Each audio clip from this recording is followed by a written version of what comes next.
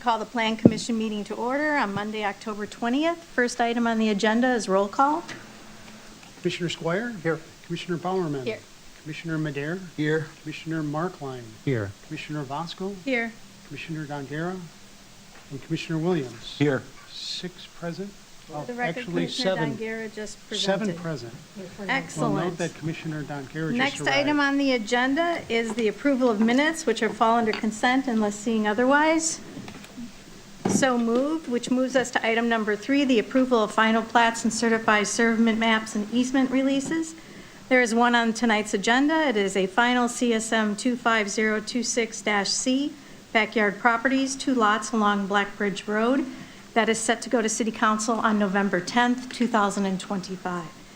Which moves us to item number 4, set for public hearing, a conditional use permit request to designate lots within the proposed plat of Keeneland 3rd Edition as appropriate for 2-family dwellings. That's set for public hearing on November 3rd, 2025.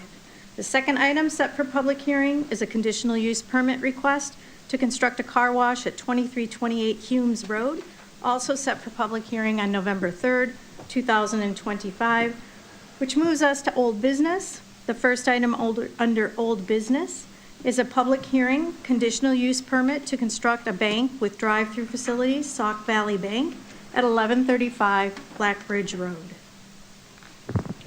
Okay, good evening, Plan Commission. Trey Meyer, planner.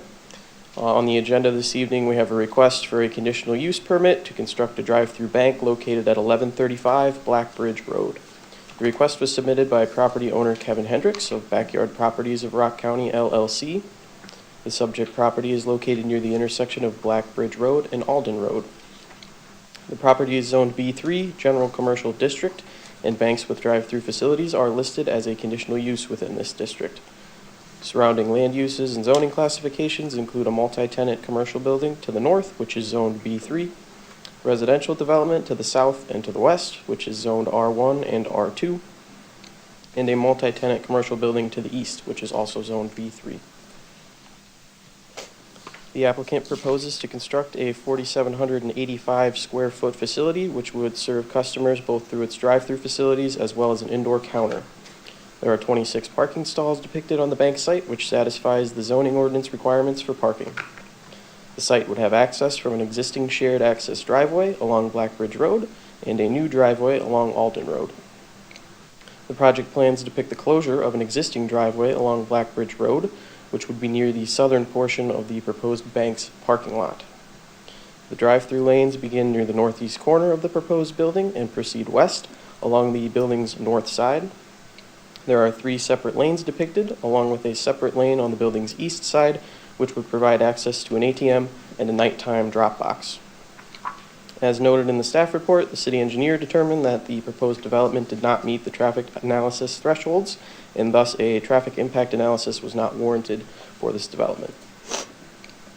Here you can see the proposed landscape plan for the project. Apologies, it's very small. The building elevation plans, as seen on this slide and the subsequent 4 slides, depict a building height of approximately 20 feet and 6 inches at its tallest point. The exterior is comprised primarily of green and gray LP Smart siding and Versetta stone masonry. Storefront windows, timber frame architectural canopies with metal roof overhangs all provide architectural elements to the building elevations. Building-mounted lighting fixtures and wall-mounted signage are also depicted on the plans. Staff have determined that the project meets the architectural standards of the zoning ordinance as proposed.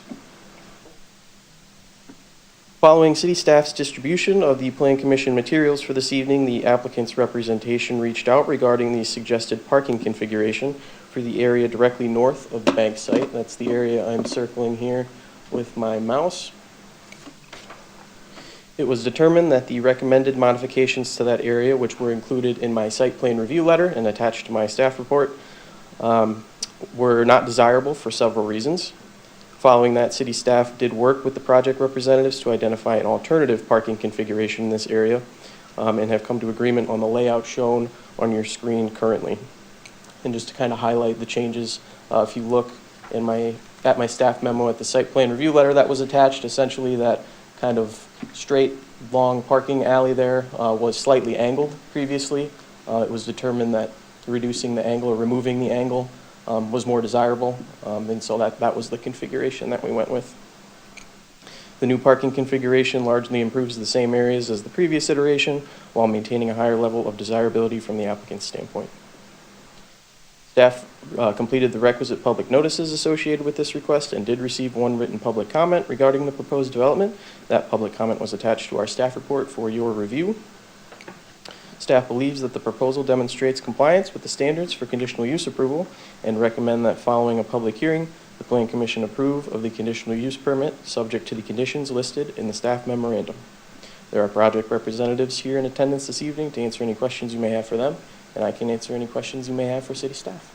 Thanks, Trey. Are there any questions from the commission prior to opening the public hearing? I see none. Thank you very much. At this time, I'll open the public hearing. Anyone wishing to speak regarding the conditional use permit to construct a bank with drive-through facilities, Sauk Valley Bank, at 1135 Black Ridge Road, you would go to either one of the podiums, and if you would state your name and address for the record, we would appreciate that. Anyone wishing to speak regarding the conditional use permit to construct a bank with drive-through facilities, Sauk Valley Bank, at 1135 Black Ridge Road? Anyone wishing to speak regarding the conditional use permit, please go to the podium, and if you wouldn't mind stating your name and address for the record, please. Yep. My name is Dylan Larson. I reside at 1609 Alden Road, so we are directly kitty corner, just walking right across the street from the proposed site. My father, Scott Larson, is the owner of the property. He is out of state currently, but he wanted me to give this in his absence. I currently am renting the property. I've rented there for the last 8 years. So this is what he had to say. I'm writing as a homeowner at 1609 Alden Road, where my son, pregnant daughter-in-law, and 3 of my grandchildren reside. I'm deeply concerned about the proposal to allow the construction of a drive-through bank across the street from our home. I respectfully urge you to reconsider approving this development. Black Ridge Road is already one of the busiest streets in the area, with an additional multi-large apartment complexes recently built, which has increased the volume of traffic.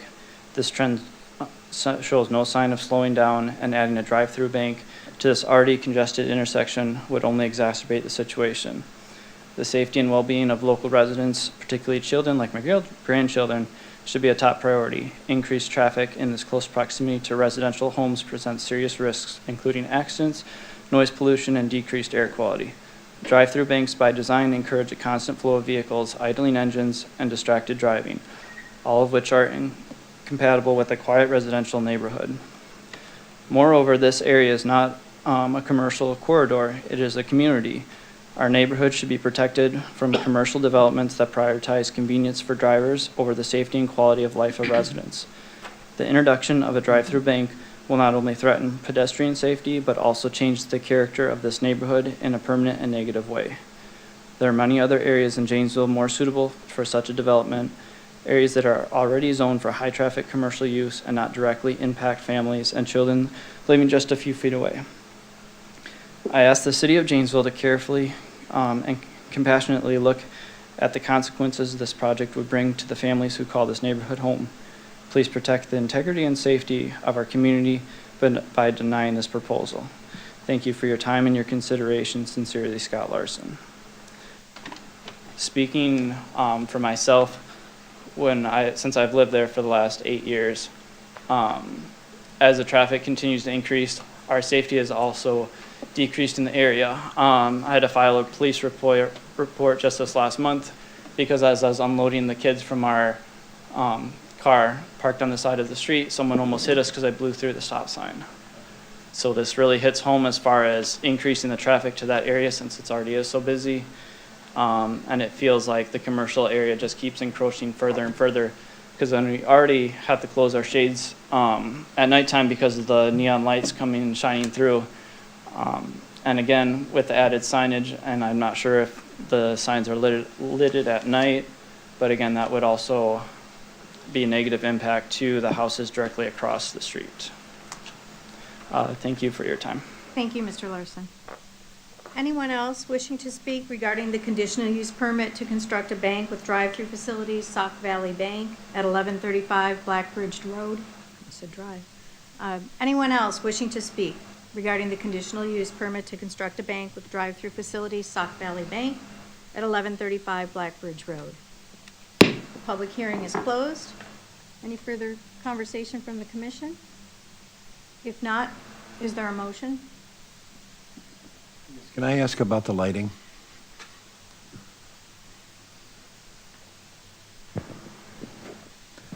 Yeah, what type of lighting is going to be?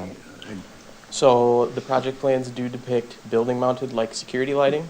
In terms of pole-mounted lighting in the parking lot, the plans don't depict that currently. So it would largely be the building-mounted lighting, which again is for security purposes. As far as the sign question, their plans don't indicate whether it will be a lit sign or not. So I don't have that answer for you. So at this point, there's no pole lighting in the parking lot, and there's no monument sign? Correct, not that's been identified. And I would note that, this project is subject to our physical development standards, which does have a lighting component to it. And the lighting level has to be below a certain level at the property line, which according to the photometric plan that was submitted, this project would comply with that, so. Are there any other questions of Trey? Seeing none, thanks, Trey. Again, wishes of the commission? Commissioner Bowerman? I move to find the proposed development in compliant with the standards for conditional use approval as prescribed by the Janesville zoning ordinance and approve a conditional use permit to construct a drive-through bank at 1135 Blackbridge Road, subject to the conditions listed in the Planning Division memorandum dated October 20th, 2025. Motion by Commissioner Bowerman, is there a second? Second by Commissioner Squire. Commissioner Bowerman, you have the floor. I'm very familiar with this location. When I was a kid, I used to go there with my parents to bowl, and more recently, I've taken my kids to the gymnastics facility here, and seeing infill of, specifically in this case, a parking lot that is not used by the current businesses there, by a business that is going to serve our local community is a great project for Janesville. Safety is a serious concern, and we should take that into consideration. I personally haven't experienced any issues of safety with my kids when I've been in that area. Thank you. Commissioner Squire? Okay. So there's a motion by Commissioner Bauer, second by Commissioner Squire. At this time, I'll ask the commission members to vote.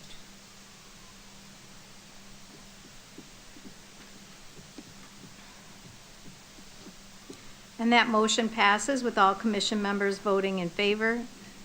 And this is a conditional use permit, so this stays within the purview of the Plan Commission. That being said, Mr. Robinson, good luck with your project.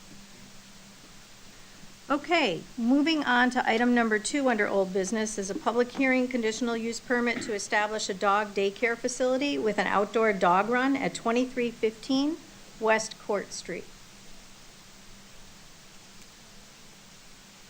Good evening, Plan Commission members. I'm Mackenzie Wilcox, planner. We have a request submitted by Kurt Haling Properties, LLC, on behalf of prospective tenant Zumi's Dog Academy for approval of a conditional use permit to establish a dog daycare facility at 2315 West Court Street. The subject property is Zone B3, General Commercial District, and dog daycares are conditional use in this district, which requires Plan Commission review. The subject property is 1.2 acres in size and is located along West Court Street, a commercial corridor characterized by retail and service operations along with some residential development. The applicant proposes to renovate the existing 6,284 square foot building for a dog daycare and grooming operation and add a 5,800 square foot outdoor dog run area. The outdoor run area will be enclosed with 6-foot tall vinyl privacy fence around an existing grass area south of the building. The privacy fence will eliminate the visual distractions for dogs to bark at when in the dog run as a measure of noise management. Site plan review was performed and approved on September 26, 2025. Notable site modifications include removing 3 parking stalls along the southeast side of the parking lot to accommodate the entrance to the dog run. There will be 6-foot-tall fencing on the interior as well to create multiple play areas. In addition, there will be fencing around the lobby to limit distractions and to fence off the grooming areas. Business hours are proposed to be 5:30 a.m. to 6 p.m. Monday through Friday. Maximum number of dogs would be 45 and may increase as the business grows, with 30 dogs outside maximum. All the staff at Zumiez Dog Academy will undergo online dog behavioral training classes and have Red Cross Pet CPR certification before stepping into the play area. Go back. Encouraged by city staff, the prospective tenant reached out to the neighborhood to introduce herself and share the plans for the Zumiez Dog Academy. Staff provided a list of property owners located within 400 feet of the subject property, and the letter was mailed out well in advance of the public hearing notice. There were 2 positive responses from True Value and Daniel's Food supporting this proposed use. The letter and responses are included in your packet. Staff sent out the requisite public notices for the request and received no comments. Staff believes that the proposal demonstrates that it is compliant with the standards of conditional use approval. Staff recommend that following a public hearing, the Plan Commission approve the conditional use permit, subject to the conditions listed in the staff memorandum. Project representatives are in attendance for any questions you may have for them, and I can answer any questions you may have for city staff. Thank you. Are there any questions for Mackenzie prior to opening the public hearing? I don't see any. Thank you, Mackenzie. At this time, I'll open the public hearing. Anyone wishing to speak regarding a conditional use permit to establish a dog care facility with an outdoor dog run at 2315 West Court Street, you would go to either one of the podiums and state your name and address for the record. Anyone wishing to speak?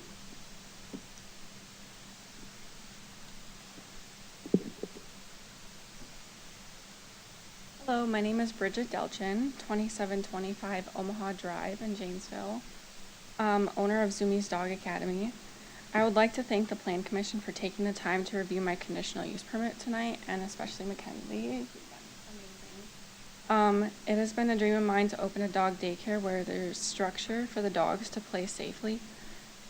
Zumiez is different from other dog daycares in town because we offer enrichment services. Enrichment is basically doggy brain games. Things like frozen Kong treats with peanut butter inside and scent games will help the dog's minds stay busy while in our care. This is important to maintaining a calm and controlled environment. When dogs are happy and their minds are busy, they are generally quiet. I have 3 years of experience working at a dog daycare as an assistant manager, so I know the techniques of managing group play. All of the staff, along with myself, will be PAC Pro certified and Pet CPR and First Aid certified. Through the courses, they will learn how to deter unwanted behavior such as barking. I would like to address the main concern associated with a dog daycare, the barking. As the owner, I don't want to work in a noisy environment. Constant barking drives me crazy. The staff is trained to keep the groups calm and controlled. If there's a dog that needs a minute to calm down, we will offer that dog an enrichment activity. The dogs will never be left alone outside, and if they start to get too rowdy, they will be brought back inside immediately. Our outdoor play area is enclosed by a 6-foot white privacy fence that will eliminate distractions from beyond the fence.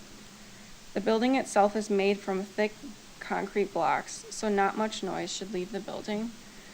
I am willing to install sound panels on the walls inside if too much noise is escaping the building, which I don't anticipate happening because barking will be kept to a minimum. We require a 3-day evaluation period for every dog entering daycare. If we observe any signs of excessive barking or bad behavior, the dog will not be allowed into daycare. I understand that Court Street is a pretty busy road. Because of this, all dogs will be required to be on leash from the car into the building. The daycare is going to be the dog's favorite place, so dogs will be pulling to get into daycare and not away.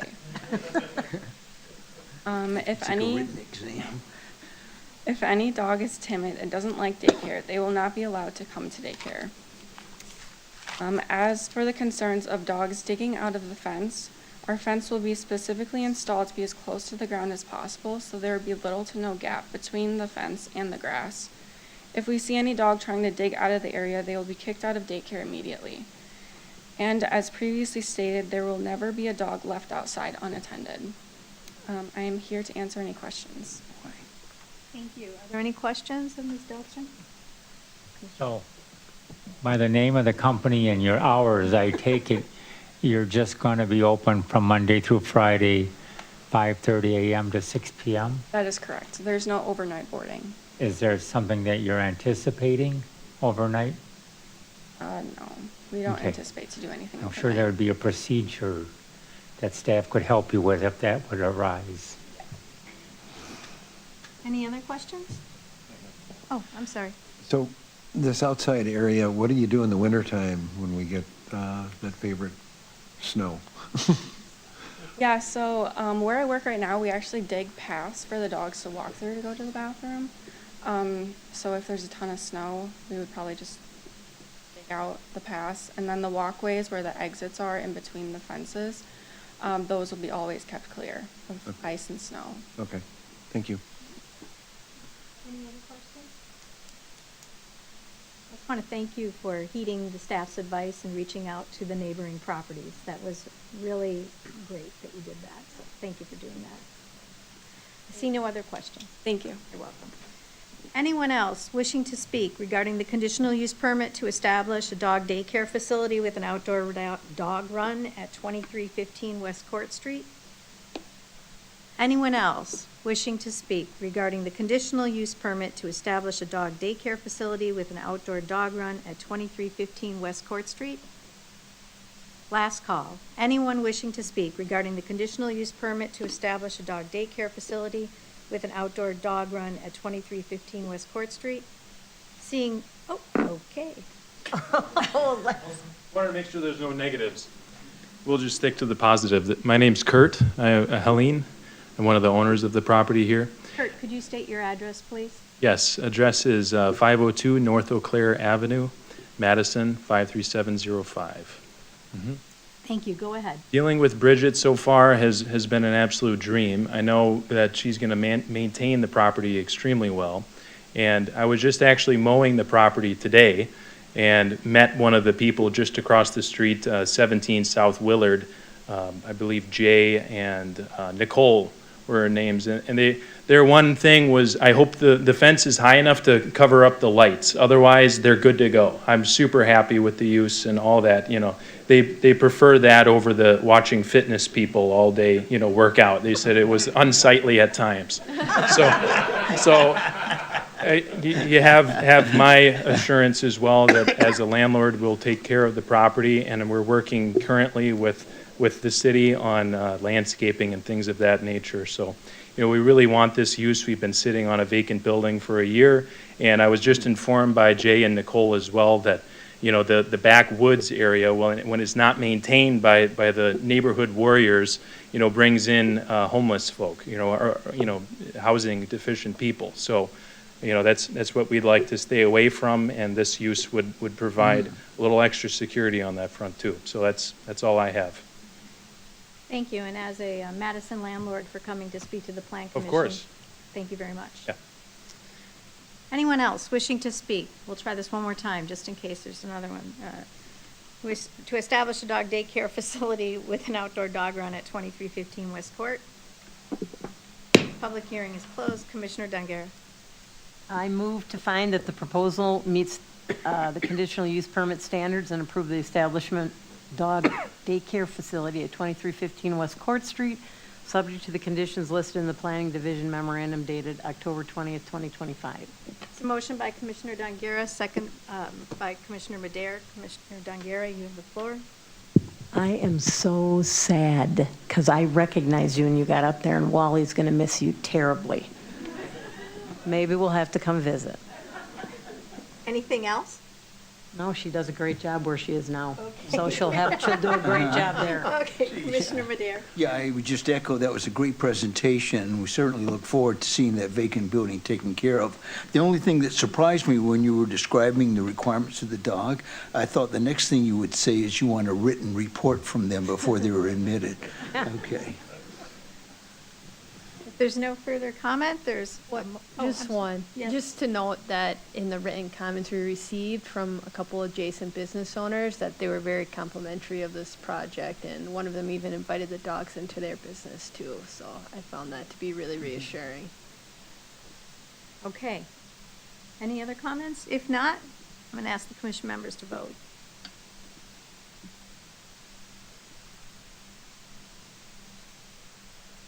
And great luck. All commission members voted in favor, so the motion passes. Because we are the body that reviews conditional use permits, it stays here. So congratulations and good luck with your project. Okay, moving on. Now, you're all welcome to stay for this next presentation. I should really leave now. Because this next presentation under new business is a presentation and update by consulting firm Graf for the recodification of the zoning and subdivision ordinance, specific procedural requirements and alternative development options. Craig, nice to see you. Yes, good evening. Craig Hebner with Grafe, and alongside me tonight is Tim Schwecke of Civitech. We'll be teaming this tonight. Before I kick off, though, I just want to make sure if Dwayne or Brian or any plant commissioners want to have any introductory comments before I can begin. Introductory, like, the plan. Just if Dwayne wanted to tee anything up frame it up? or say anything Okay. else. Otherwise, I'm happy to Yeah, jump right Commissioner in. Madare does. Could I just say that that memo that you included was just great. It kind of outlined everything, and I thought, do I really have to need the text? And I won't tell you if I did or not, so. But the excellent memo, though, just excellent. Good. Happy to hear it. Then I think it'll go into status unless, Dwayne, there's anything else? Good? No, Okay. I think we'll leave time after Yeah. for questions and just, roll through the presentation and move forward accordingly. Yeah, that would be fine. Perfect. Great. So from a project schedule status up on the screen, again, we're going to try to do this every month, just where we're at. So today we're focusing on 2 different articles that were submitted in draft form and are posted to the city's website. And that's Article 4, specific procedural requirements, and Article 8, alternative development options. Tim and I are going to summarize some highlights from each of those tonight, but really every month when you see these different topics, these are the things that we want you as commissioners to ask questions about. If you did have the opportunity to read in detail these draft articles, we would welcome dialogue back and forth for us as your consultant team to hopefully address any questions. As we do go through tonight, Tim and I are actually going to flip this and talk a little bit first about Article 8 and the alternative development options, and then we'll transition to Article 4, the specific procedural requirements. So alternative development options. As a recap, your proposed zoning code as we're starting to draft it with staff will include a variety of different land uses and zoning districts, all of which will be clear whether they're permitted or conditional uses within these new zoning districts. But also within the draft zoning code, we're proposing an article called Alternative Development Options. And you can see there's kind of 8 subdivisions or subcategories within this draft article. Within each one of these, and within kind of the draft article that we submitted, the reasoning for these alternative development options are intended to, 1, accommodate unique projects. These are a lot of these are different trends that we're seeing in other municipalities, different development types that we want to ensure that your code not only mentions, but adds specificity as to either regulations that we want or encouragement of different items with these development types.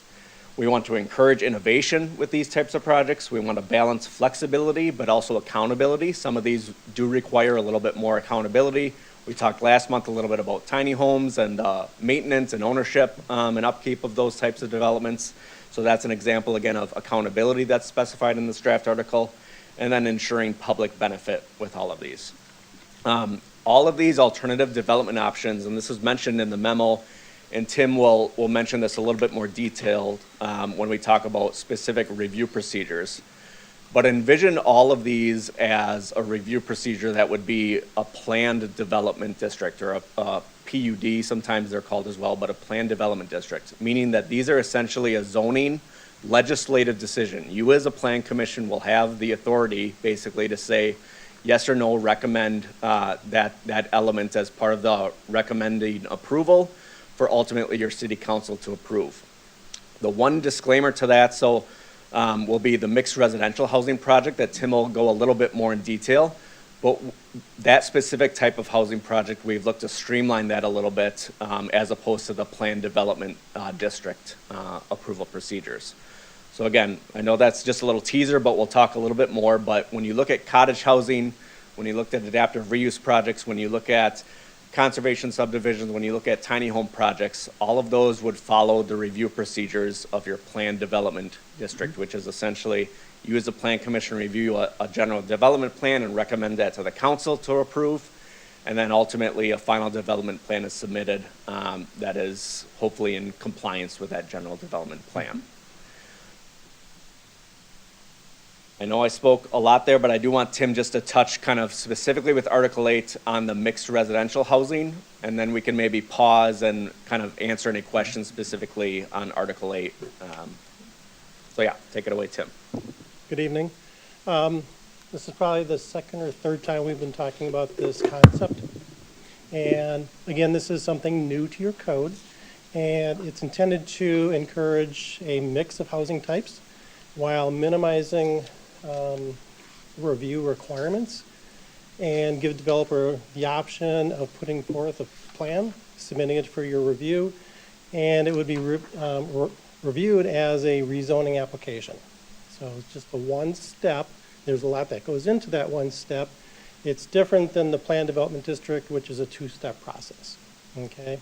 So again, it's very similar to somebody walking in, wanting to rezone their property from this to that.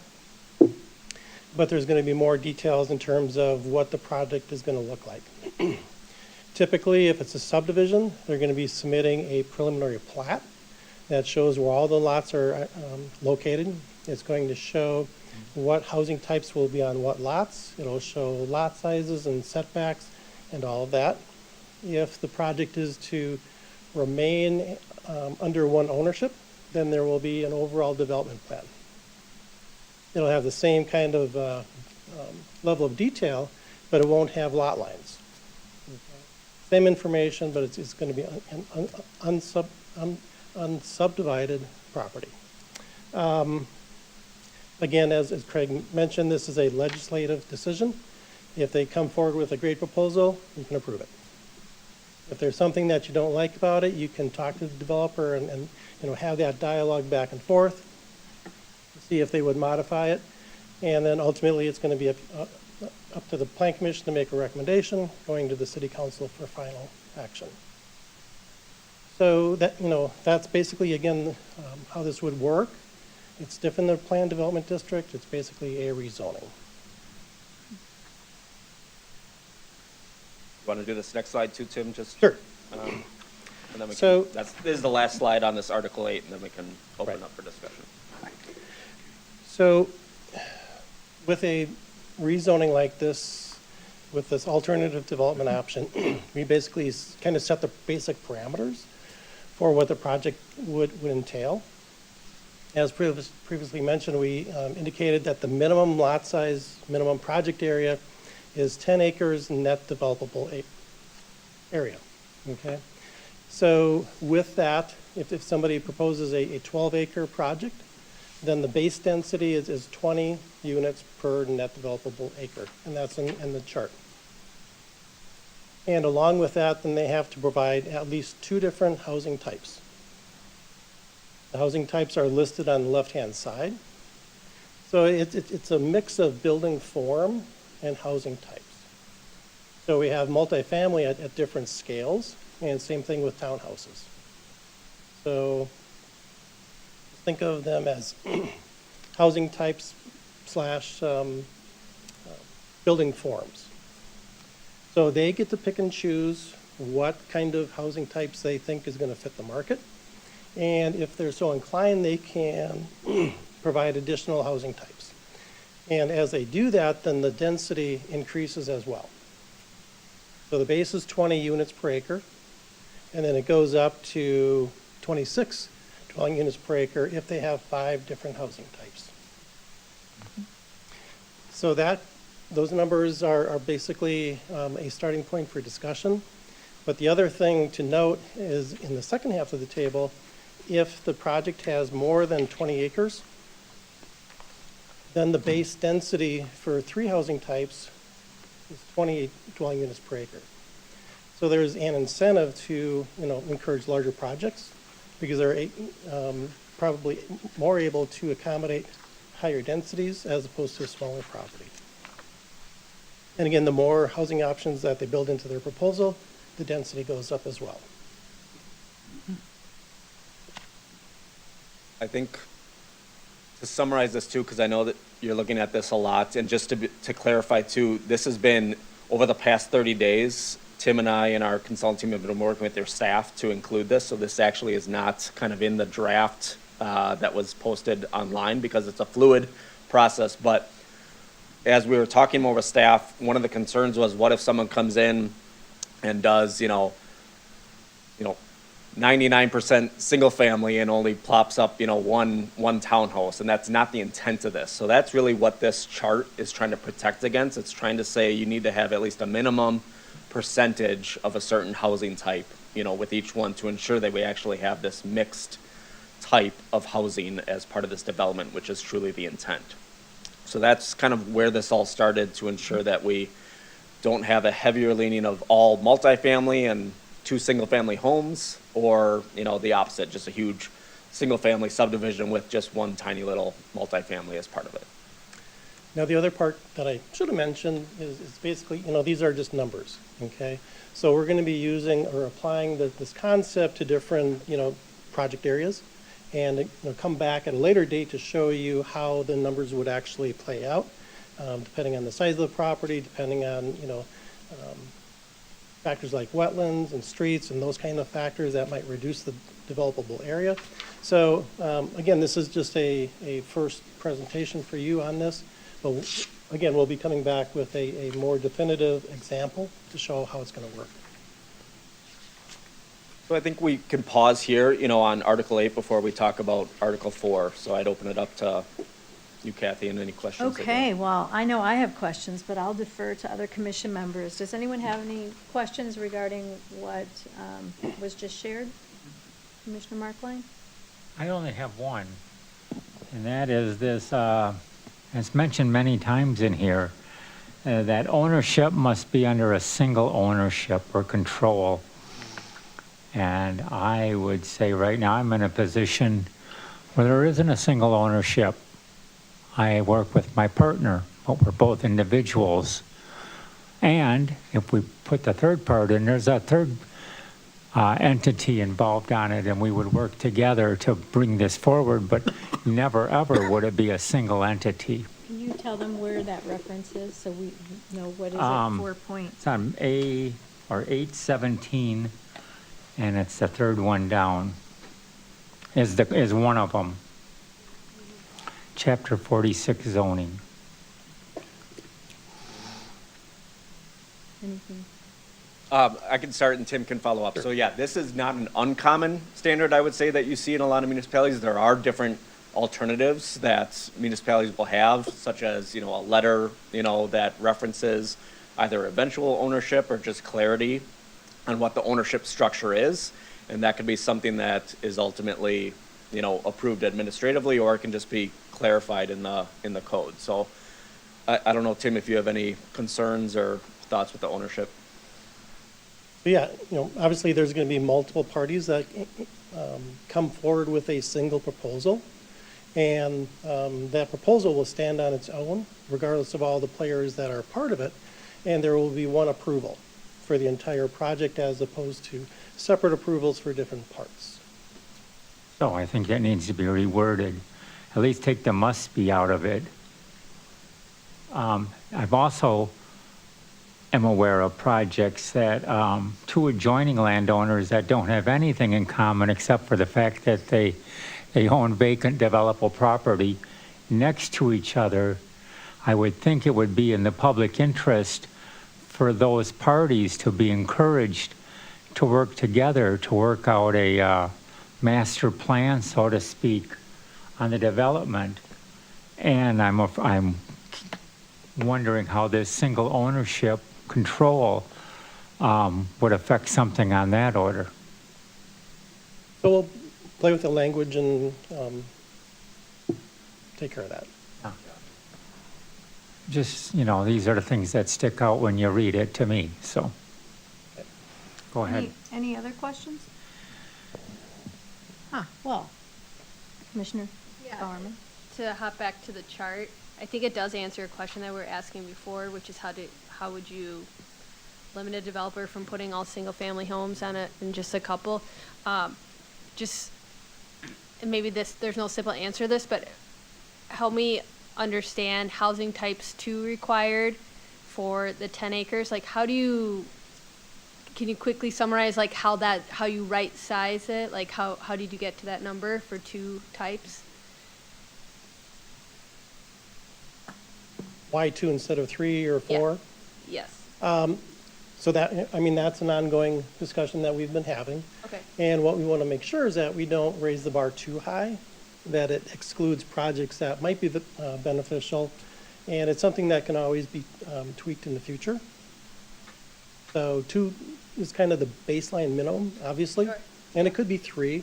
Yep, I think Tim nailed it there. I think we don't want to be overly restrictive with this too, but we also recognize, we want high quality mixed residential. We want these to feel like neighborhoods that are, awesome and provide that mix of density that makes them so successful. So I think what Tim mentioned, and it's exciting, there's opportunities within Janesville that are active, and we're looking at, how these could look, with these types of regulations. So I know we're not showing those right now, but that's what we're working through with staff. Perfect. Thank you. I would add one thing if I could. Yeah. So basically, if the baseline is 2, developer's going to look at density, and they're going to say, if I provide 3 or 4, I get higher density, and that's what I'm going to do. So. Thank you. Commissioner Williams? On your diagram, it says single-family duplexes, twin homes. What's the definition, or what is a twin homes? So Tim and I always look at each other because it's funny. We sometimes have the same type of internal dialogue and debate. So yeah, Tim can start. So if you imagine a duplex, okay, side by side, 2 units, they are attached. So a typical multifamily twin home or duplex like that is on one parcel. With a 2-unit townhome, or also called a twin home, it's basically the same building, except there's a property boundary line going right down the center and dividing those properties. That's the only difference is the form of ownership and the size of the parcel. Okay, well, let me just say, I'm going to second Commissioner Madere. I love a good memo, as you know, and I love bullet points, which even makes it a better memo. So I really loved the memo. That being said, I did communicate some questions before, and I just want to kind of take a pause right now from the commission's perspective, because we're getting into different housing types, which is great. We're getting into, how many units, that type of thing. But I just want to make sure that the commission understands that how we review properties moving forward will be significantly different. And right, wrong, or indifferent, be it, I know we're only on, Article 8, but, between the Act 67, I always want to say 62, 67, and because we will not be utilizing conditional use permits. And I say that because I think it's really important, and maybe that's what you deferred to at the very beginning, that I think what would be helpful for us as a commission, because that's the way it's been done for the past 40 years here. And so what I think would be helpful, and you all tell me if I'm crazy, would be scenarios of how we review the tiny homes, of how we review the cottage homes. What does that look like? Instead of just saying, well, it's a planned development. I just think that's super critical that everyone understands. That's kind of in a parallel track of the sausage making, right? And the applicability of what that looks like and putting it in practice. So I think when we get to that ability, and maybe that's next time, from a scenario standpoint, I think that's going to be really important that everybody understand what that looks like. Yep. Yeah, I think we can have visuals for sure next month, because that'll tie into even some of these have more design-minded elements or dimensional regulations, which next month we'll be looking at more of those dimensional standards. But just to, again, recap what Kathy was saying, right now your planned development districts utilize a conditional use process. And what we are changing as part of this is your planned unit developments or planned developments will no longer be treated as a conditional use. They will be a specific review procedure, which will, on your table as part of this month's agenda, kind of highlighted what that process is. And it's what Tim described. It's called a two-step process. It's a general development plan and a final development plan. The general development plan for your planned development districts will go before you as a plan commission. You'll review it, and not necessarily uncommon to how you're currently reviewing planned developments. You'll look at the design, you'll look at different things. Your staff will already have different recommendations from sites and building, but it ultimately is a new ordinance, a new zoning ordinance that you have the legislative power to decide still what are certain things within statute, allowance that you can say should be part of that planned development district. So the process, it's not a conditional use, public hearing and permit that the person receives. It's a planned development rezoning as part of that development process. But even how the microcosms of what we're reviewing, right, to understand that. And Sure. and then, when it goes from us to council and vice versa, it just, there's a lot of moving pieces that I just want everybody to kind of understand that is going to be significantly different. And that's statutory. That is not something that we are just making up. That is, we don't have a choice. But again, it's a change. Commissioner Squire. Yeah, and being new to this process, thank you, because as I read this, in that second paragraph under Article 8, it talks about, submit a general development plan. So the idea is then if that general development plan meets all the specifics, I want to say, then why are we having a discussion? Because do we really have any voting rights over top of that just because we don't like the roof lines on something? So you as a plan commission will still absolutely have authority. And again, a plan development district is legislative, meaning you have the power to say yes or no as part of that process. So the key thing is, and it's a little bit, you're getting, I think anyone will get caught up on, oh, it's not a conditional use anymore. But we don't want to say that these are conditional uses, because that triggers more of the state, looking at this and saying, hold on, you have to say yes because they have met condition 1, 2, and 3 that is in your code already. So with the plan development now, you still have all that same kind of authority to look at this and say, hey, let's, we want a slightly different, design, and we want different, configurations with different developments that all come out as part of this general development plan submittal. Which then goes full cycle to why this is so important. Well, yeah. When we're talking about mixed residential and all the other, like I said, it's all interwoven. I just had to take a pause because as someone who's been doing this a long time, I was like, okay, I have to, and it's going to happen. But we do have options in how we rewrite, and we will have some ability to review, but the way in which we review and not knowing what those, I'll call them descriptors of review look like, right? It's really hard to kind of wrap your head around. So I think we get what I'm trying to say. I just think we At need. that point, to have examples of if this comes in, how do we, and what can we do with it? Right, and I also think it speaks volumes for those of you that are here and those that you are watching. why this is such a big deal and why we're taking the time to review it, because it is a change, and we are trying to, you know, be very versatile and be realistic and making this more user-friendly and all these other things, but we're also trying to understand the impact that it will have on the commission, on the city of Janesville, where there's a lot of moving pieces. So I'll stop there, but, so that's what I would ask for, is as we move along, specific review scenarios of the specific mixed res, tiny cottage, you know, tiny home, those types of things. Yeah, okay, I'm done. For now. I was going to say. Oh, Commissioner Markline.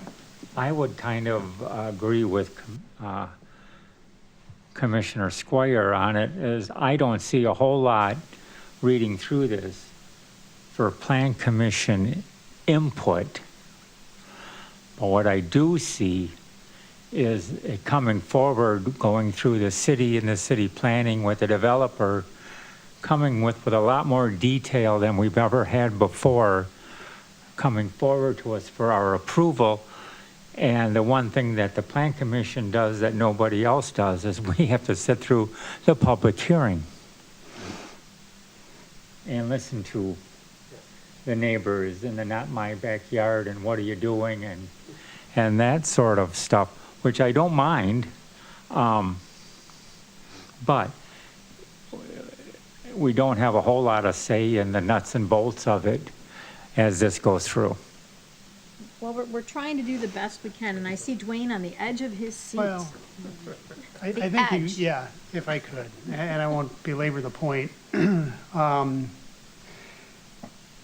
I think this is important for staff to fully understand and embrace, in as much as it is for the commission to understand and embrace, because this is a substantial change to the longstanding practice that we've had, particularly with review of somewhat unique development projects that followed this plan unit development form of review and approval under a conditional use permit process. To Commissioner Markline's point regarding public hearings, recognize that 7 of the 8 alternative development options are following that plan development district structure, which I believe does provide the commission with a large degree of review authority, but that review authority comes by way of making a recommendation on the proposal to the council, who, as the body of authority, makes the legislative decision, the final decision on the establishment of a district, a planned development district, which takes the form of a similar zoning type classification. So there's a public hearing at the Plan Commission level with that formulation of review recommendations that move on to the council, where another public hearing occurs. And if that project, so the Plan Commission really sets the council up for that legislative decision that they need to make. Do we agree with this, with the Plan Commission's recommendation of the proposal? And they can alter that.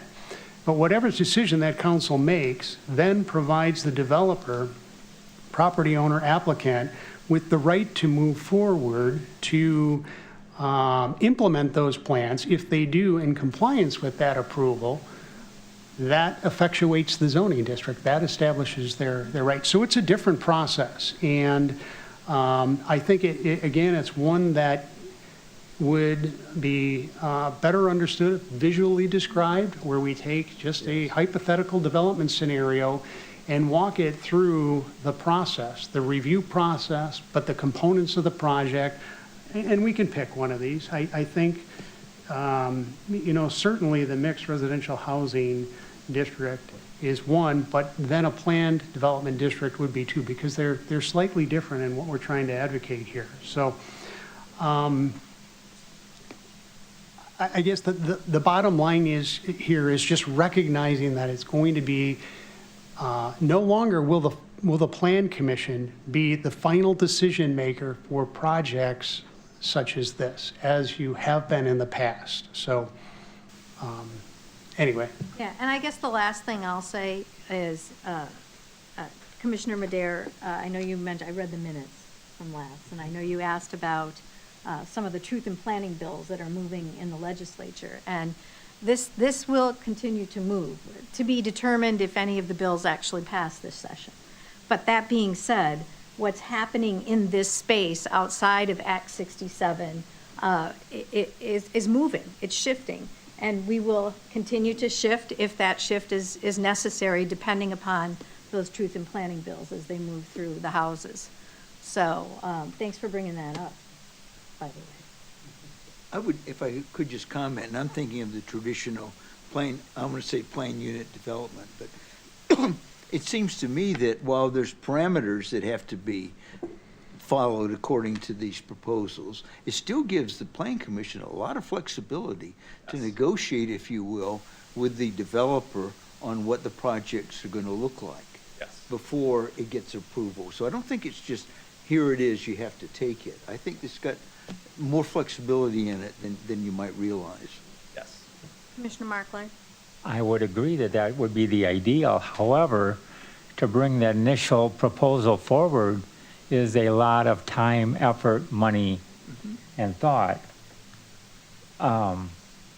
If we could get involved earlier and give some constructive criticism after a neighborhood meeting or something, to give them a little bit better direction before they go into the full floor design stage. Well, I would absolutely think that, if I may, that someone who's coming in with a project that's going to involve, say, 10 acres of development is going to have a lot of meetings with the staff before they put pen to paper, because that's an expensive process, as you say. So they have a good idea of what's going to work. As I think they probably already contact the staff now for development. So, but I think, yeah, and there'd be no reason why we couldn't go the extra step once something is, say, kind of formed, to have a public hearing on it and a review.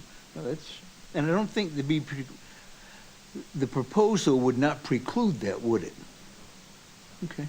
And one other thing I'll note, as part of this process, we intentionally are trying to have less PDDs, have less of these, everything is going to be a planned development, where a lot of our base zoning districts are now actually increasing flexibility, increasing density to allow for more things that are permitted, either permitted by right or conditional. So, you know, we've talked a lot about multiple principal structures on lots right now that would trigger a planned development. We're actually allowing that in certain districts to a certain degree. That, again, from the development community, it's actually going to be even quicker than what's existing right now in some scenarios. Yeah, thank you. And to me, that's the most important factor and one of our stated goals and why we're doing this whole thing. So that's, for me, the most important factor. Yeah. All right, well, there's no more questions. Carry on with the presentation. Great. So the second article that's submitted is Article 4, Specific Procedural Requirements. So this is just kind of like it sounds. It's procedural requirements for every single type of application type that you see here. And as part of your packet, there was actually a summary table, which we can kind of walk through what the review process is, you know, who is the governing authority body, who are the decision makers in all these, you know, are they legislative, quasi-judicial, you know, all those different elements. The key thing I want to stress is there is a lot of content in here and a lot of things that your staff is still working with us as your consultant to refine and fine tune in all of this. So what was submitted in your packet is the draft, you know, on that date, but it is fluid, just to recognize that, you know, there's a lot of things that we're working through with your staff to make sure we get this right. But what we wanted to do with you as a plan commission is Tim will kind of summarize, you know, some of the things that were included in the summary table, which again, when you kind of go through here, you see the different application type on the left, type of review, frequency, recommending body, decision maker, and appeal process. So I'll let Tim maybe take it from there. So as Craig mentioned, you know, this is a work in progress. And the draft that you have, we've been meeting with staff, you know, at least 3 or 4 marathon sessions. going through line by line, section by section, does this make sense? And you know, there have been minor tweaks that will be, you know, presenting in the future, but nothing substantial in terms of the substance of the process, okay? So, again, as Craig mentioned, the summary table is probably a good place to start. You know, some things are dictated by state statutes. In terms of rezoning a property, in terms of approving a planned development district, you know, those are pretty well laid out in state statute. Plan Commission makes a recommendation up to the City Council to approve. Okay. And again, the plan development district is a two-step process. A general development plan is just like a rezoning. Except you're actually deviating from the base zoning district and you're creating a custom zoning district just for that property or that project. You might be deviating, you know, setbacks or building heights, things like that, that only apply to that particular project. And then if that's approved, recommended for approval, and approved by the City Council, then the next step is to actually come back with a very detailed project plan along with design elements and how everything is going to be laid out. If there's a real simple project, you know, conceivably, you could have both the general development plan and the final development plan on the same agenda. Two separate actions, two separate set of criteria, but again, it could be done that way. Any questions about the PDD process? And again, Well, let me rephrase it to you. Sure. What do we need to know about the PDD process? It gives you more authority. Currently, you are operating under the provisions of Act 67, 2017 Act 67, which, as Craig mentioned, is developer comes forward with a proposal and says, you know, this project meets all of your criteria. You have to approve it, basically. With a legislative decision, it's not that at all. Back and forth, there can be discussion, and developer can modify their proposal and get to a better place. So in terms of your positioning, conditional use is fraught with problems. So we're giving you a better tool, and it's more in line with the state statutes. Okay. Conditional use, we're not changing anything. Obviously, the Plan Commission does the public hearing, and you decide one way or the other. Some of these other ones, you know, 6, 7, 8, are very similar to a conditional use process, but they're very nuanced, and there's some differences. So that's why we call them out as being separate. The one I want to bring your attention to is 11 and 12. So 11 is a site plan. 12 is architectural review. So you have a new development project. They have to do a site plan, and they're building something brand new. So there's going to be a component that is looking at the actual physical appearance of the structure, materials and configuration and so on and so forth. So what is recommended is those two things would be handled administratively by staff. And that's different than what you do. For conditional uses, you kind of have that authority, right? So what we're hoping to do again is to have more development by right, and along with that, provide enough guidance to the staff so that they can objectively say, yes, this site plan meets the parking requirements. Yes, it meets the landscaping. Yes, it has fencing. Yes, it does all these things. Same thing with the building. And that's why you have trained professional planning staff, right? They administer the zoning code. When there's things that are clearly spelled out, they can look at it and say, yep, that makes sense. So that's kind of a deviation from partly of what you're doing now.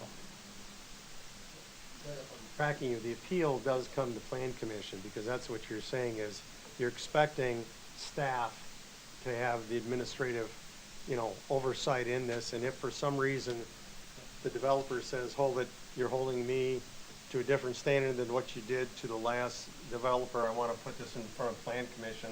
Yep. Is that kind of that process then Right. you're utilizing? It's that safety valve, Yeah. so to speak, just to give assurance to say, yeah, it's administrative, but if you don't like the outcome, yes, you can appeal that to the Plan Commission.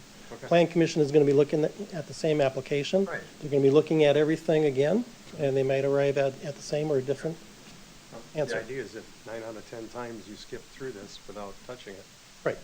you've improved the process. I expect you did better than 9 out of 10. Though. Well, right, and that's why I guess next month's meeting, where we look at development standards, will hopefully make this a little bit more clear, where you can see how parking, landscaping, architectural standards affect and get applied by staff to projects. And the expectation is that in trying to promote, development by right, we're creating standards that are known upfront and objective, and work through that process to try and move projects through at an administrative level whenever possible. Curious, because who came up with the frequency level? I did. I'm looking at it, I think there's only 3 high frequencies, and they're all on staff. But isn't that the goal, is to, those that have high frequency, move that as much to staff to improve the efficiencies? Right, no, I'm just, but I mean, infrequent, I was Yeah. just like, infrequent, Right. low, Yeah. so, anyway. Yeah, I think that was our, best practice, what we see, here's what you're gonna see the most, or in our conversations with staff, here's what we understand are the most, frequent versus low frequency type of applications that you get. Got it, Pressure on staff. yeah, right. It's not necessarily altogether different than the current state of affairs, I might add. And the only other thing I would say is there are in parens some new review process, but again, they range from infrequent to low. Yeah. So that's why I was looking at it, I'm like, okay, they're new process, but they're infrequent to low. And I'm thinking, okay, I would like to see exactly what those are. But again, those are more details that I think you're gonna be working out, so. Thank you. All right, yeah, go ahead. Just a question for Dwayne, quick, and I'm sure you guys have looked at this. Does any of this conflict with the Zoning Board of Appeals responsibility? No, I just wanted to raise that, just so it's checked along somewhere along the way. Was the question, does it Well, conflict? just whether or not any of these things, the appeals and so forth, potentially conflict with the Zoning Board of Appeals. I don't believe so. Okay. Commissioner anything else, Commissioner Madera? No, Okay. thank you. Commissioner Barclay? Reading between the lines, it looks like this might be just to follow state statutes, but walk me through non-conforming use, registration, expansion, and termination. Okay. Walk me through that. It seems like a lot of hardship on a current landowner. So whenever rules and regulations are adopted, you might have instances where an existing use doesn't currently comply. Okay? And that noncompliance could be the building is too close to the setback, it could be it's too high, or there might be an existing use that has been there but is no longer allowed going forward. Okay, so those are examples of non-conforming situations. And there's a lot of state law and statutes and case law dealing with nonconformities. So at the outset, what we're trying to do is to minimize the number of nonconforming situations by grouping things together, allowing different uses in different districts, kind of reducing setbacks and increasing density. So in and of itself, I mean, that will reduce the number of nonconforming situations that you'll be looking at or property owners have to deal with. Okay.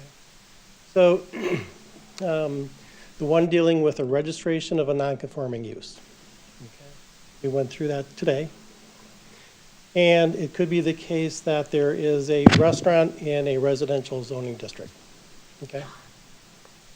So that use is nonconforming, and there needs to be a mechanism to allow the property owner to get something from the city saying, yes, I am nonconforming, and this is the nature of my business.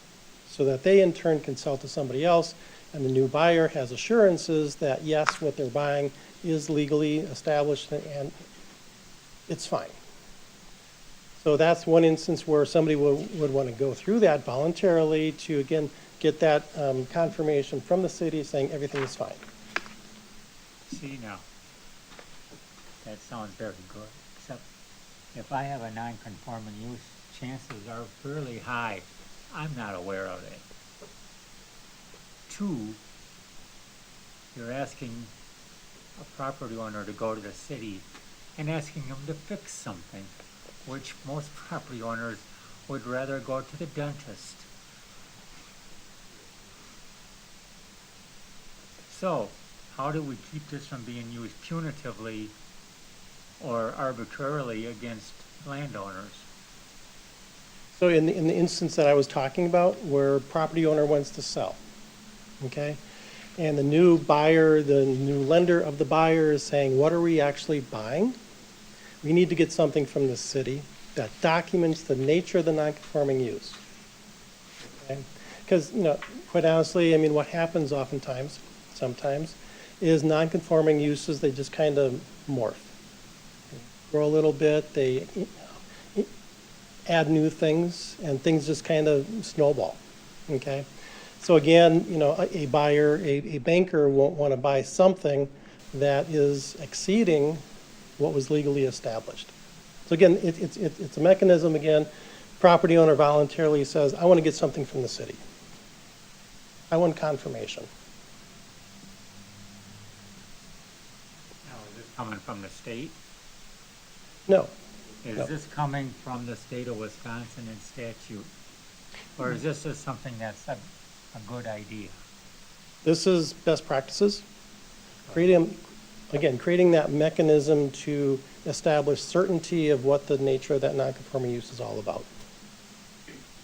Again, we wouldn't be, or the city wouldn't be requiring, any property owner to do this. It's more sometimes to the benefit, of that property owner. I can see the benefit, and yeah. I can see where, in certain circumstances, it would be really good. But, and it's a big but, I think there's a lot of people that don't trust the government, and the last thing they're gonna do is go to them for help, for something that they don't think is a problem. Or wouldn't you think that the alternative, if in the scenario that Tim just stated, they wanted to sell their property and they found out that it was, like, that would be a problem for them as well? That would be a huge problem for them. Right. So I guess to your point, I understand what you're saying. We don't want this to come across as punitive. Yeah. But Or I. arbitrary. Right.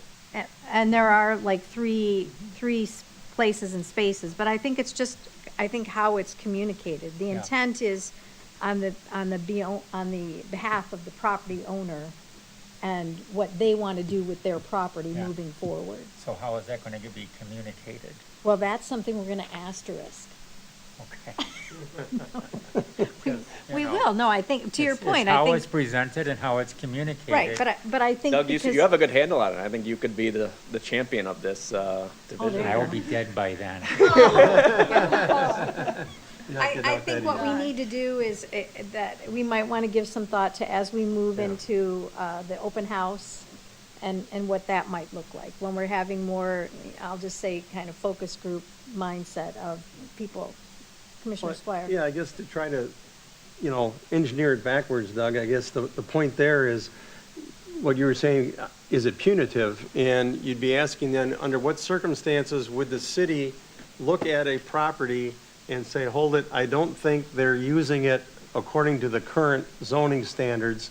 We're going to go try and create a reason for change or something like that. I mean, so that, the only time I can see it happening is if the city initiates that reverse, look, as opposed to, as a former banker, yeah, I want to make sure that that the title company puts on there the right usage before I get it back. Yeah, on sale, on sale. So I'm all for that, so. And even if I think hard enough, 5 businessmen in this town that are probably in this situation, the last thing they want to do is deal with City Hall. Yeah, I don't. Well, I think it's a point that we should Yeah. think Intent. about, right? Of Yeah. how we communicate it and who does the communicating and with the intent. The intent is That's it. opportunity. Right. It is not searching for a problem. Importantly, if it does come up, we can always blame Larry and Yeah. Ed. Okay, good. We We'll usually take it. do get blamed. Yeah, I was gonna say, that's no problem. We got it. Big shoulders. They're used to it, so good. Okay. Send it here. Tim? So there's actually 2 instances where this would apply. And I talked about the one where property owner voluntarily comes and says, let's figure this out. The other instance is it's involuntary. And in the interest of full disclosure, that is where, somebody has a non-conforming use and it's been growing, it's been morphing, it's getting bigger and bigger and bigger. And there needs to be a mechanism to figure out at what point that bigger and bigger got to be a problem and they're no longer complying with being a non-conforming use. Again, it kind of grew and expanded and it turned into something bigger and different. So in that case, those enforcement questions beg the question, well, at what point did they cross the line? And without any written documentation, nobody knows, okay? So again, the other use case is where the city says, you know what, we've been getting complaints about this non-conforming use because it's kind of different than it was. So we're going to actually do a public hearing and we're going to talk to the property owner, we're going to get evidence from them, and we are going to formally establish the nature and the scope of that non-conforming use. And maybe it's exactly what they have now, but maybe that scope, again, creeped and now they have something more than what they did. So there's a formal process to figure out, again, at what point they're legal and at what point they're not. So it's basically due process. There's a public hearing, neighbors are notified. Property owner comes in and says, I've got documentation that my business is like this forever. And then that's what the city would, Is that the expansion of non-conforming building? nope. Which one is that? We're still talking about registration of a Oh, non-conforming register, use. we're still talking, okay. Yeah, so I again, was like, wait a minute. so again, voluntary and involuntary. Okay. All right. Okay. So again, what we're trying to do is minimize the number of non-conforming situations, but we have to, anticipate that at some point in time that there might be a situation that we have to deal with. So an expansion of a non-conforming building is a building that is too close to a setback line. The standard for the district might be 10 feet and they are 3 feet. So the building is non-conforming. So the question is, how do you allow the further expansion of that building? And there's that process in there for that. What we are trying to do with part of the zoning code update is that there is some relaxation of a lot of your proposed zoning districts and the setbacks. We are reducing those in many of the districts that will, if there are some of those nonconformities, reduce that quantity of that as well. So it's the non-conforming as of today, or when this is passed, that day, not non-conforming in the past. What's the quantity of? No, if you had a building and it was supposed to be 8 feet from the lot line and your builder built it 7'10", and we changed the zoning on the side yards that affects this to 5 yards, is it still considered non-conforming?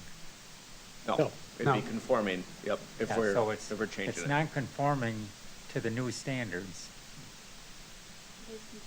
Is that what I'm To the, hearing? to the pre, You're creating new standards correct. as we go through this, and the non-conforming is to the new standards. He's no longer non-conforming if the side yard was 5 feet. In your example there, correct, yeah. Okay, But now there let's- could be other regulations that we're creating that would trigger some sort of nonconformity. I can't think of one right now, but that is what happens historically with zoning codes. You know, when different ordinances are passed, all of a sudden there's a nonconformity that comes That up. was what I was gonna say. There's To also- my knowledge, we are not creating any sort of huge ripple effect of, buildings that will now be triggered into non-conforming. That's absolutely not what we're trying or intending to do for anything. And I think the other thing to remember is what we're looking at is these are procedural requirements. So it's opportunity for further conversation, discussion, depending upon, so hence, some plan commission with public hearing, so it's not like we're creating this and best of luck. So I think that's important to point out. All right, anything else? Are there any questions? Yeah, I think that's the summary of kind of what we were hoping to accomplish, but Yeah. I don't know if there's any other specific questions from commission members? Did you take notes on what we asked for? Yep. So could you read those back? Just so well, I think I like to know exactly what we're, gonna look forward to, and what, would that be on the 17th then, on the November 17th meeting? correct. Okay. Yep, so my kind of big three notes that I had was looking at ownership, single ownership versus, not having that strict requirement for alternative development options, which is listed in several of those options. Next month, the desire to at least see a planned development district in a mixed residential housing scenario, and how that would play out from a procedural standpoint, and what everything comes into play as part of that. And then this discussion here of non-conforming uses, non-conformities, we'll look to just ensure if there's any key, examples that I'm finding here. But those were kind of three big things that I wrote down. Anything else from any other commission members? That sounds good. It looks like it's, like I said, November 17th will be the next time that we'll all be together. Okay. All right, well, thank you very much. Really appreciate it. It's a lot of work for a lot of people. So really appreciate all the time and energy. Thank you all. Thank you. Thanks. Okay, moving on to new business. No, we just had that. What am I saying? It's the director's report. Almost had a rerun. Public comments you said you were Oh. going to take today? Yeah, I can always count on Commissioner Bowerman to remind me. All right, we're going to take public comments. We're going to take 2-minute public comments. So if you would like to comment, please state, oh my gosh, they're running to the podiums. That's what I love to see. State your name and address, please. Dwayne, could you switch the iPad to Vodcast, please? Okay, Bill Connors, Smart Growth Greater Madison, 25 West Main Street, Madison. First of all, great that for MRH, that it talks about developable acres when you're figuring out density. That's a great clarification. Seemed to be, repeating something I think I said last meeting, would love to see some light commercial allowed in the MRH. And then I just wanted, there was a lot of talk about planned development. A lot of communities rely very heavily on planned development in the Madison area. They're trying to get away from that. It's really not a good process. And I will say most of the time, the rezoning and the general development plan are done on one night, and then the precise implementation plan, the step 2, is done on a different night, because the precise plan requires a lot more detailed plans, and the developer wants to know that they've got the zoning before they want to invest in all those very detailed plans. But it's a time-consuming, cumbersome process. It absorbs a lot of staff time. It absorbs a lot of developer and engineer and architect time. It requires lots of redrafts. It's generally frowned upon now. We're trying to, up in the Madison area, the communities are trying to figure out how not to get into planned development. As much as possible, have by right development in conventional zoning or occasionally a conditional use permit in conventional zoning, but just avoid planned development. Thanks. Hi, everybody. Max Ryan, 420 Oak Road. Thank you all for volunteering your time and for undertaking this important task. And I'm excited about the changes. I think it's going to bring a lot of good changes to the city and invigorate parts of the city. So one test I'd like to put to the zoning changes would be, under these new zoning changes, if somebody wanted to replicate our downtown somewhere else, would they be allowed to, or is it out of zoning code for setbacks, parking minimums, whatever? And that's an important question, because the downtown, not only is it a more walkable and makes a more connected community, as far as property taxes per acre versus public liabilities per acre, as in the roads you got to maintain, the infrastructure. The classic downtown beats the big box sprawl every time. So allowing for more developments like that is just going to be good for Janesville. So I would urge the commission to eliminate parking minimums completely, and yeah, I'd allow for these mixed-use developments. So I'm excited to see that you guys are taking it on. Thank you. Thank you.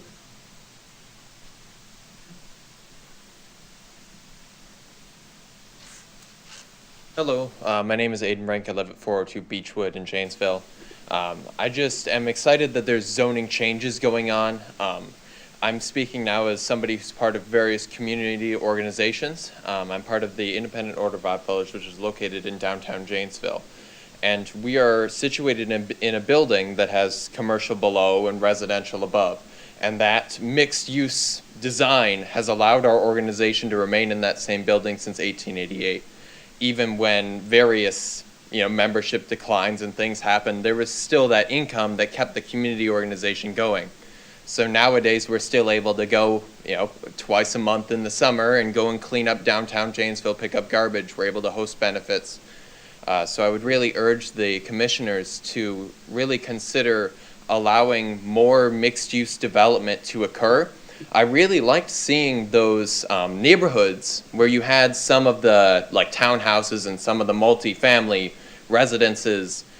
And I think that it would be excellent if alongside those buildings we were able to build like we used to be able to build, where you have those multi-family homes and you can have a store underneath. You can have a community organization, because that kind of development allows community to flourish. And I think that more of the development that we see, like on Milton Avenue, where the mall is, where everything's very detached and you can't walk anywhere, you can't go anywhere, you have to have a car. I don't think that the kind of community organizations that built Janesville, that are struggling right now in Janesville, could ever thrive again if we continue to build in such an unsustainable and inhuman way. Thank you. Thank you.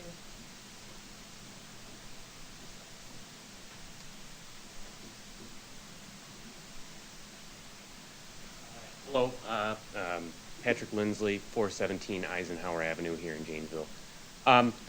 Part of why that I'm also excited or hopeful with this zoning change is in part because I am a renter in town, and I have seen rent increases move much faster than wages. And I would like to live in this community for much longer and not have to move to another community or Illinois. Sorry. Isn't going to say any pejoratives. So I guess I'm in agreement, and I'm hoping that this is kind of the zeitgeist that we do see these changes, because I think they're good for not just for a growing community or people that want to move here, but for people that live here and have families here and loved ones here. And as somebody that has had a few family members that have had to move out of county because of high costs of housing, I'm very hopeful that this moves forward, and that we get something good that works for everybody, and housing abundance also in that too. So thank you very much. Thank you. Anyone else? No? No one else wants to speak? Well, let me just say, it warms my heart when I see people that have waited the entire time at the meeting to have 2 minutes. So thank you very much for doing that and keep coming, even though I inadvertently was spacing out the option for you to speak. So thank you very much. Encourage more people to come to speak. I love that. All right, if there are no other individuals that are wishing to speak, we're going to now move on to the director's report. Okay, just a couple items. As you mentioned, the next meeting is targeted for November 17th in terms of a zoning code update review session by the commission.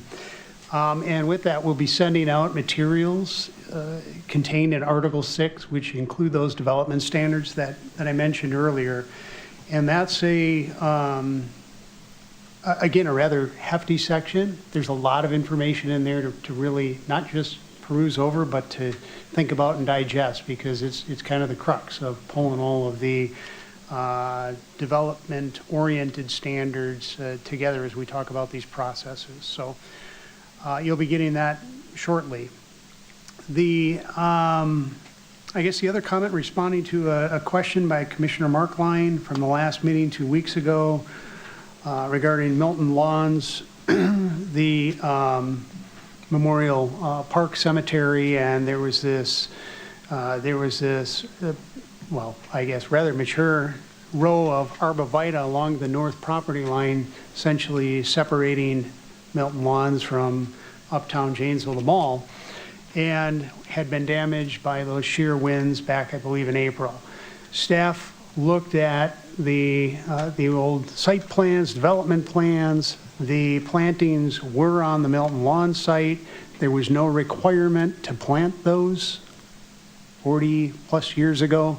And so there's no zoning based obligation to replant or install those. So that's the report back. There was also a question, I think, from Commissioner Williams on narrow streets within a particular subdivision, and we do have the city engineering division looking into that and posting, we'll follow up with no parking on one side of the street where appropriate under the code.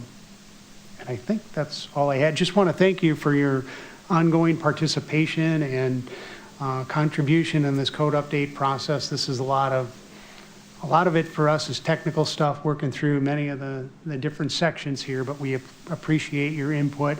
And always, if you have questions, concerns, you don't have to wait until the 17th. You can certainly reach out in whatever manner you would like to staff and or the consultant and get your concerns addressed. So we're happy to do that.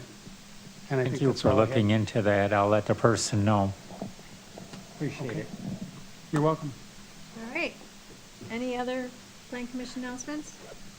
We're adjourned. Thank you. Thanks.